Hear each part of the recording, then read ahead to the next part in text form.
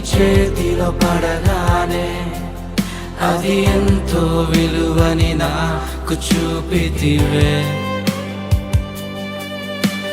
జీవమే లేని నాలోని జీవమును నింపుటకు నీ జీవితాన్నే తారబోసితివే.